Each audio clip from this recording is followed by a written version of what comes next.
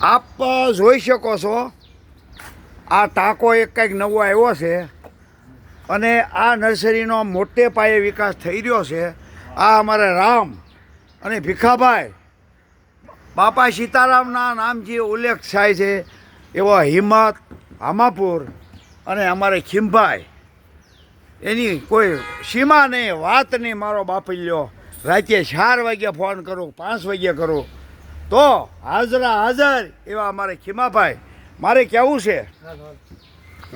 છે કે આ અમારા સૈનિકો છેલ્લા 15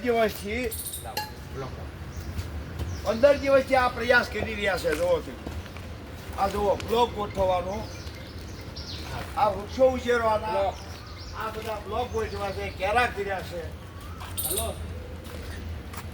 આ એક વસ્તુને વિભાજન કરી અને કેરામાં મૂક્યા છે. તો મારે કહેવાનું છે કે આ દરેક પ્રકારના વૃક્ષોનો હવે અહીં ઉછેર કરીશું. લોકોને અમે જ્યાં અપાય ત્યાં સુધી અમે આપશું. અમે જૂના પિંજરા આપશું અને એને જેને વૃક્ષો જોતા છે તો અમારી પડતર કિંમત 200 રૂપિયા છે, એ વૃક્ષો પણ અમે આપશું. પણ હવે જન જાગૃતિ કરીને લોકોને જગાડવાની જરૂર છે અને લોકોને જગાડવાનો સમય પહોંચી ગયો. આ એક વૃક્ષો જો તમે એક વૃક્ષો જોવા, આ એક વૃક્ષો જોઈ શકો છો.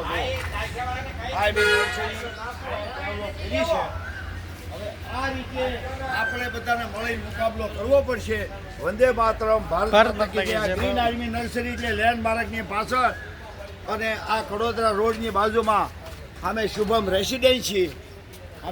રેસિડેન્સીની સામે આ ઉત્તરાયણ આવડ્યા. આ અમારે એક બીજી નર્સરી ઉત્તરાયણ છે અને આ લેન્ડમાર્કની પાછળ આ લેન્ડમાર્ક બિલ્ડિંગ છે એની પાછળની આવડ્યા નર્સરી. વંદે માતરમ, ભારત માતા કી જય.